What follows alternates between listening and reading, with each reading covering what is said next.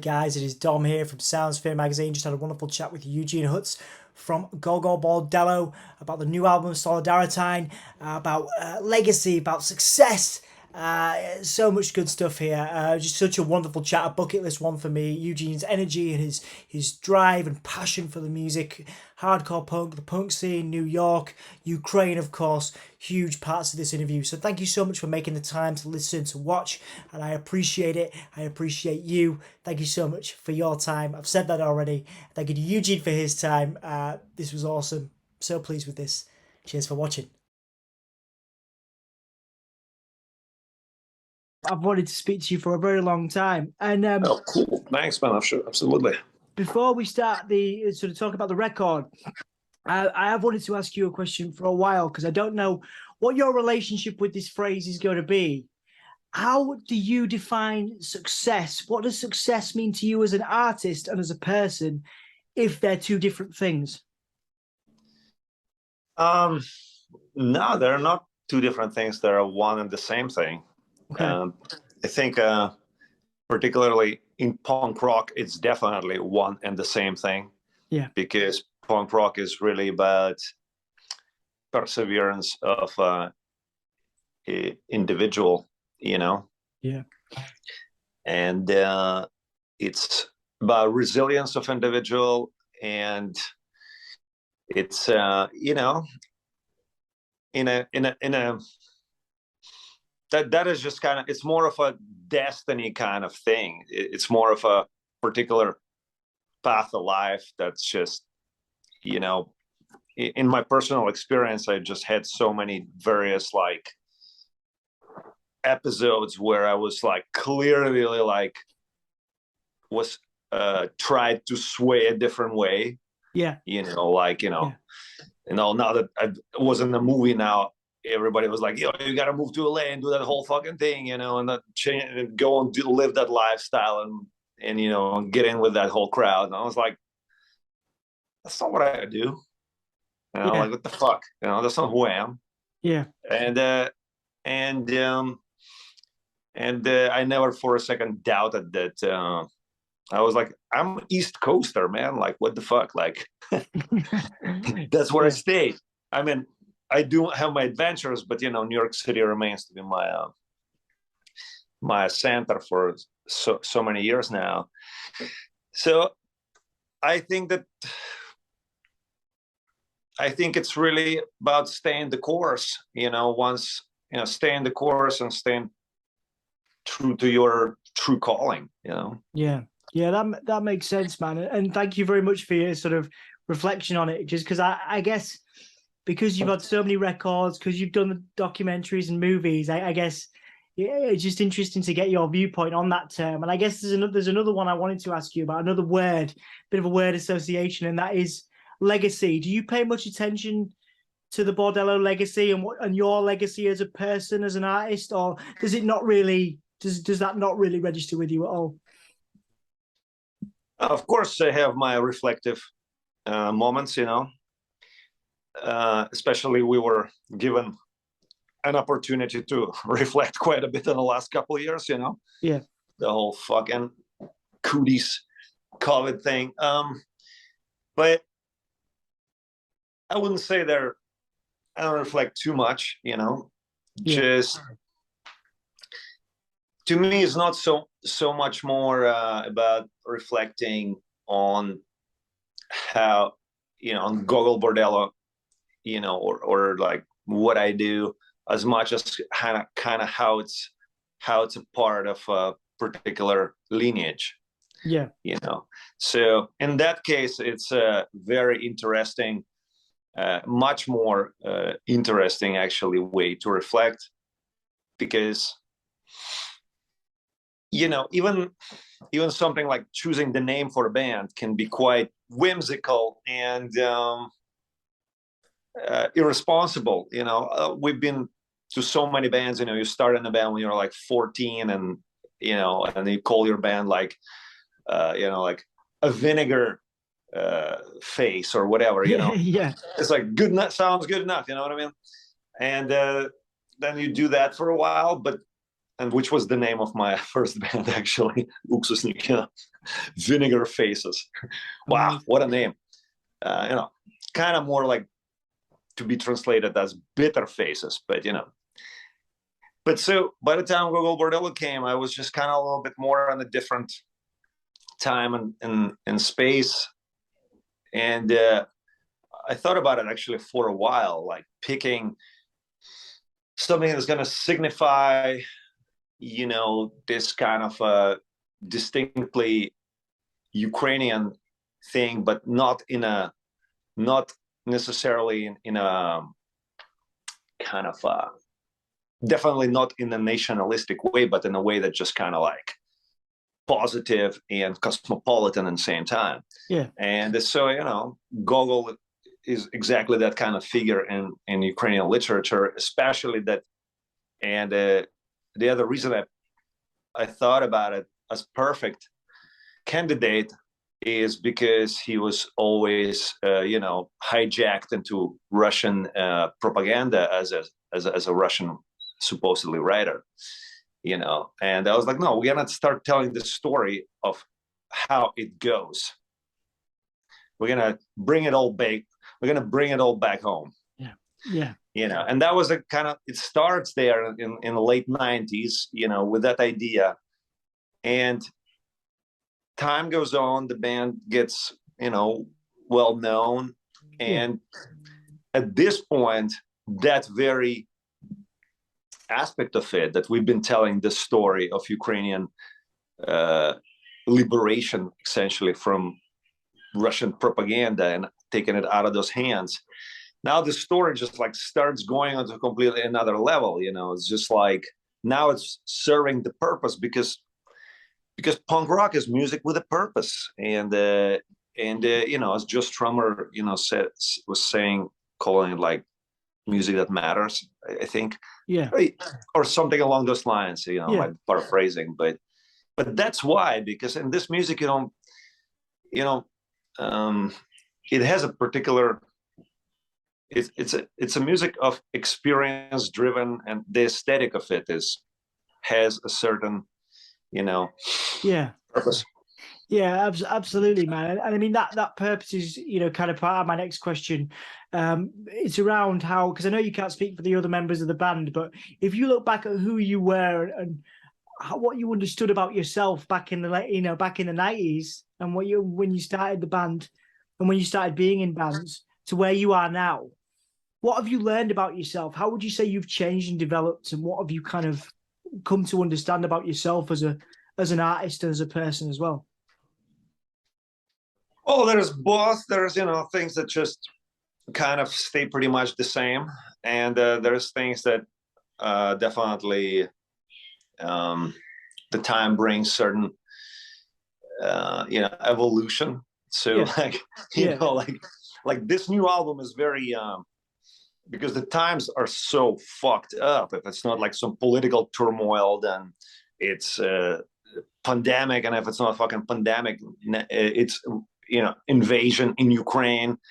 It's just like, what else, you know, what else can we fucking possibly pile into these fucking, you know, several square years, you know? Yeah.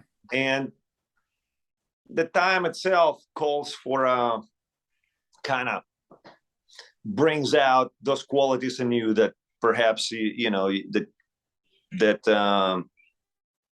are your kind of fundamental qualities, which is kind of making very kind of straight,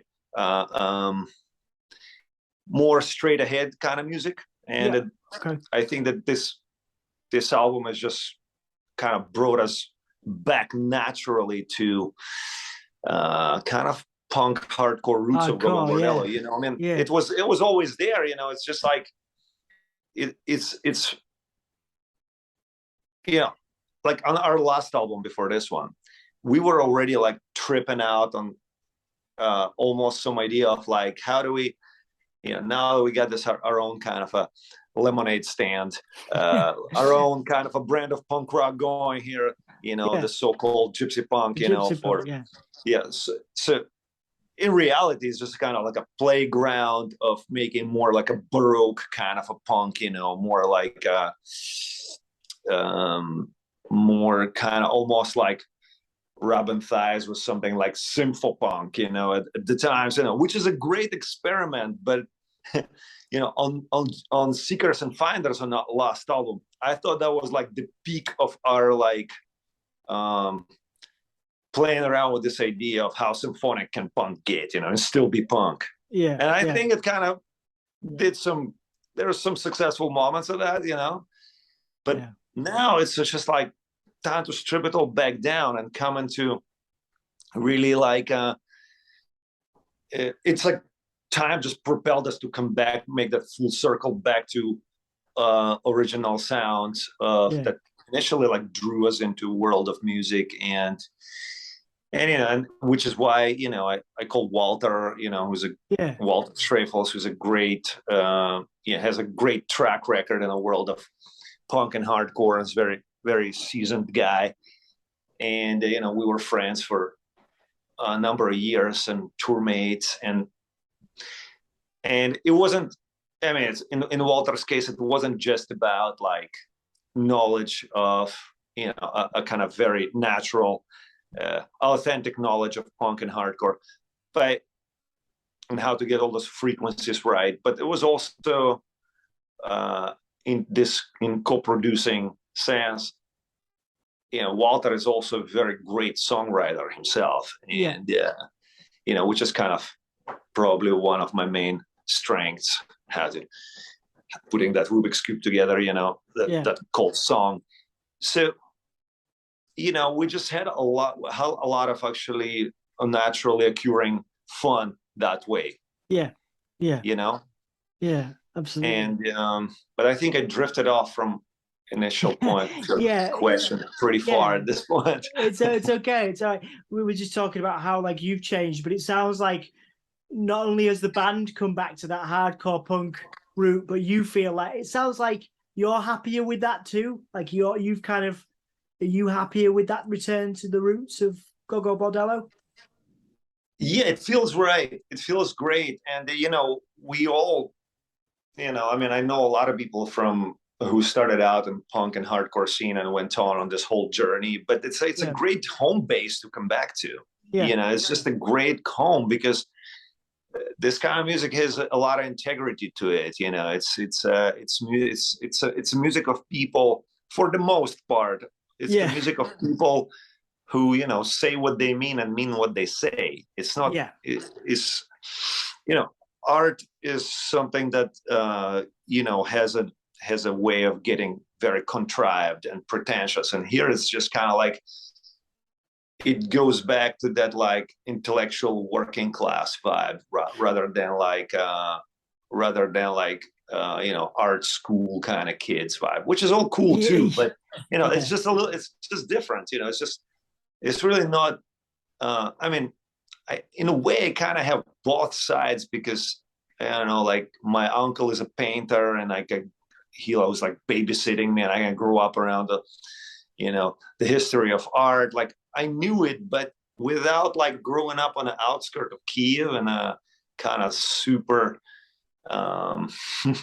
like a project kind of a place where like there's just literally nothing except for concrete and sand, you know, and some music, you know, and without developing like our skills of life with just local youths, you know, on a pretty much street level, you know, I think those are both very strong components. And I have to say that,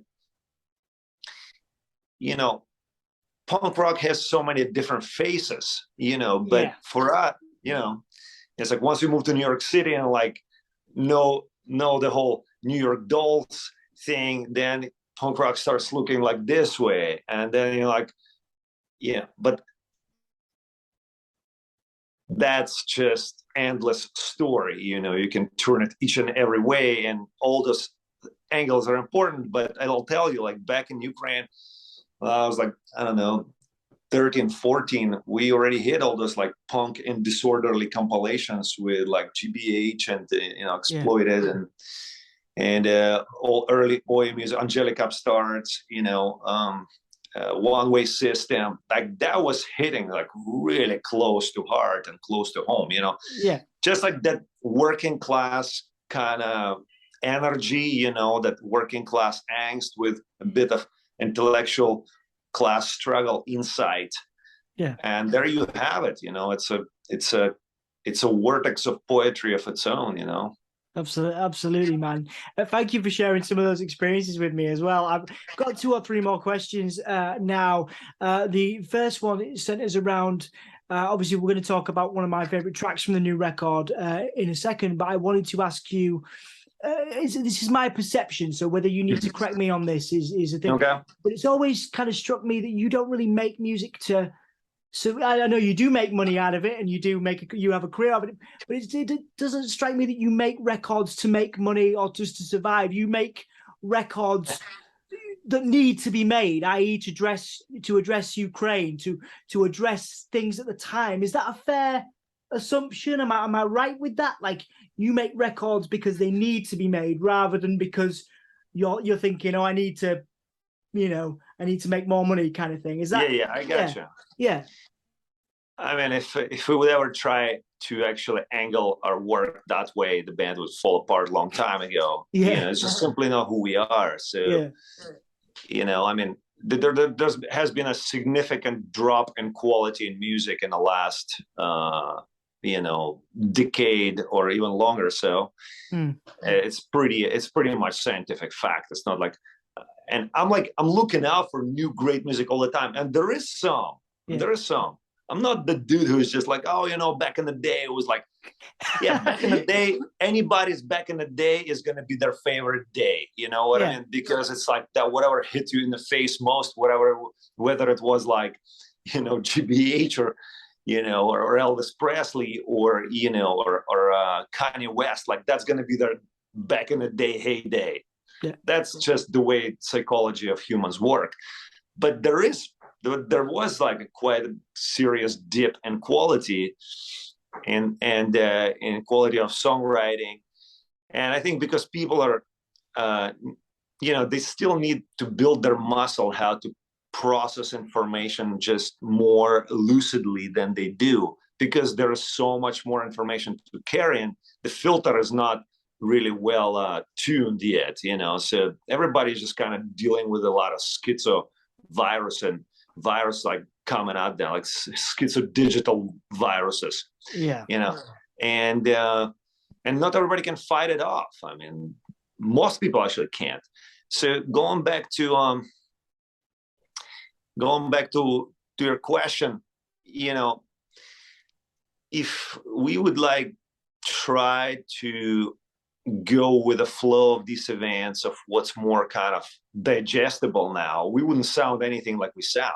It's just simply would be completely another. We would have to go with that drop in overall, standards in music. But not to say that,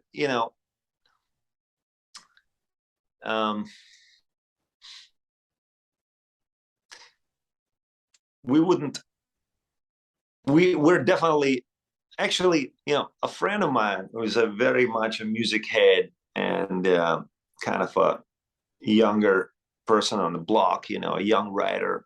He actually just recently told me this. He's like, the reason why I love like going to see Gogol Bordello or just listening to the records is just like, as soon as it begins, it just hits me right in the dick that like, like there's no fucking way whatever these guys are doing is angled in any way to make extra dollar. Yeah. I mean, because yes, we've been making a living out of making music for a long time because we're professional. We're taking it seriously, and Lord knows it's more than that. I mean, three of the guys in the band are like, musically, classically trained musicians. You know what I mean? So it's even more than Yeah. And it's funny, but like on the last record, I remember reading one of the reviews, I think it was on Rolling Stone, that said that, wow, this record sounds like Eugene went and finished conservatory in a, in between the last two albums. There's some, modulations and things like that are just like so all over this album. That's the last album. So you know what I mean? All those elements are there, but I think that if you try to pursue where like the general stream of music is going, you're gonna like, you will corrupt your own joy. Yeah. Because a lot of joy comes from the fact that you're actually confronting it. It's your defiance to the, moronic standards, that actually excites you about playing music. And for Lord's sake, don't ever intend to lose that excitement. Yeah, the excitement and the defiance. And before we finish up and do the plugging bit, which will be the last question, where I'll give you the floor to plug some stuff, I wanted to ask you about the track that you end with on this new record, Solidaritine, which is Huckleberry Generation. It's got that hardcore punk spirit and that energy. And I wanted to ask you why you chose to end on that track, what it means to you, because again, people are about to hear this record. People are going to be engaging with it. Tell me about that track, because that kind of was like, I was like, it's awesome. You know what I mean? Feeling it. Yeah. Well, yeah, it's actually, this track sounds like my band before Gogol Bordello, the Cossacks. Okay. Is, throughout 90s, I was just completely immersed in playing exactly that kind of music and trying to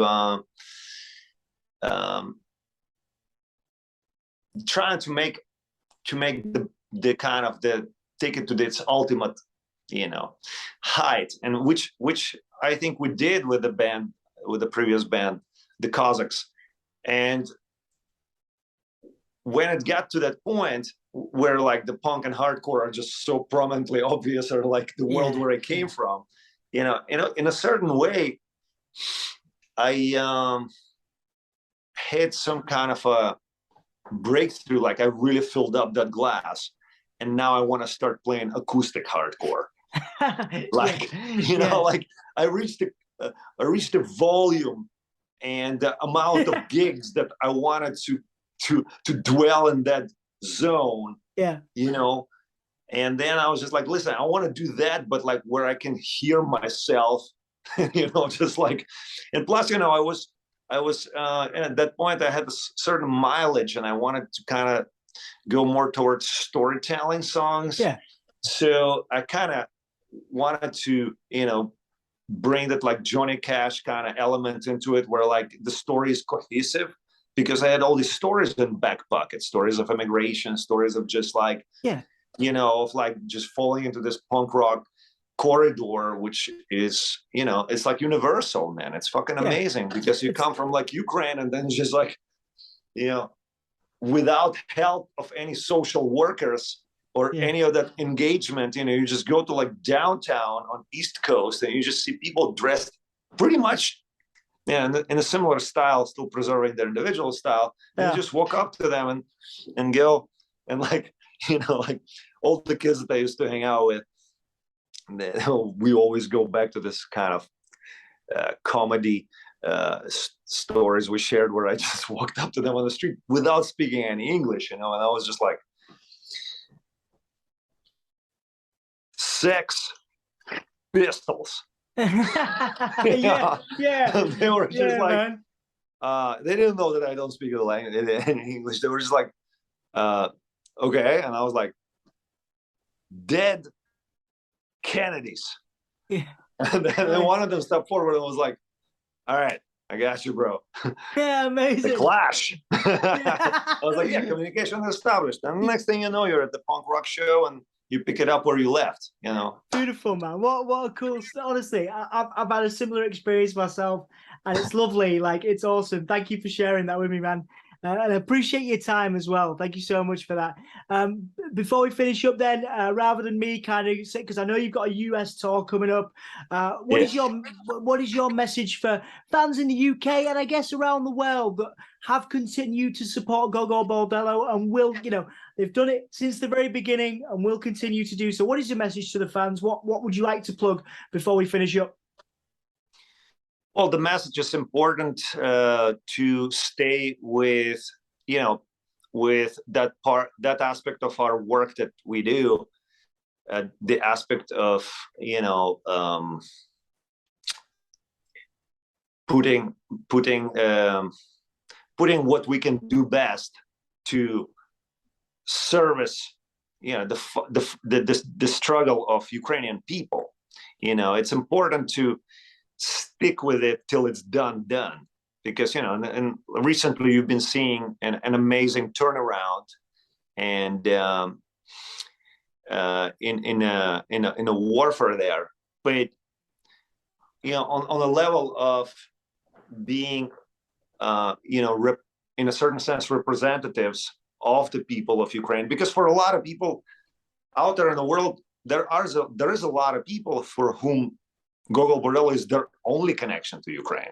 You know, interesting. Yeah, good point. It just happens like that, and you have to. We take it seriously, and the important thing is to stay with it and really see Ukraine for what it is, and that it is a fight and struggle of the people, and don't get lost in any of that. Don't get too lost in conspiranoic, proxy war scenarios that are just kind of warping people's minds. They're like a lot of people just can't filter it out. Yeah. It's important to understand it's a struggle of the people, and people are the ones it's the spirit of the people of Ukraine who turned that war around. Yeah. And we're speaking on that behalf, and we're going to continue telling that story and focusing it, because that is the fucking story. It's not a war of one propagandistic forces or something like that. It's a fight of Ukrainian people against the propagandistic and invasive and essentially colonial regurgitations. Now that all the progressive people of the world are trying to put their resolve all their colonial issues, either by reclaiming their heritage or by doing something to undo their colonial karma. Here you have this completely criminally insane behavior from the Russian side, which is so out of place. So it's important to understand that focus. It's people's struggle, in its essence. Yeah, it's smashing people's sort of preconceptions. You know what I mean? That's created by the media. People have these preconceptions, but they're not really understanding what the real situation is. And it's about you guys, from what I understand, being a voice and telling people what is really happening and spreading that message. Clarifying. Yeah, exactly. Clarifying and bringing that into focus, because in defense of people who can't wrap their head around it because they've only learned about that part of the world recently. Yes. They might as well feel like, it's not my struggle. So like, what the fuck, that's a lot of people's beginning point of view of this. But the whole thing is that it's not a local matter. It's a war of, it's a war of the future with colonial past. Yeah. Understanding that pretty much gets people it gives them a right insight on what it is. And I've seen people instantly, having that one revelation is very important. They connect, and you are the glue that's going to connect, that connects people together effectively. Yeah, exactly. Because nobody likes to be told what to do, and receive orders for what their destiny is supposed to be from, like who the fuck is that? You know what I mean? Yeah, Like, absolutely. everybody's got the rights for their choice of their destiny, you know, and how to pursue it. And that's what Ukrainian people are standing for. Absolutely, man. Well, honestly, I know you've got a busy rest of your day, so that's a beautiful place to leave it. Eugene, I could talk to you for ages, mate. Thank you so much for making the time for me, man. Really, really appreciate it. Thank you so much, For dude. sure, man. I appreciate your time too.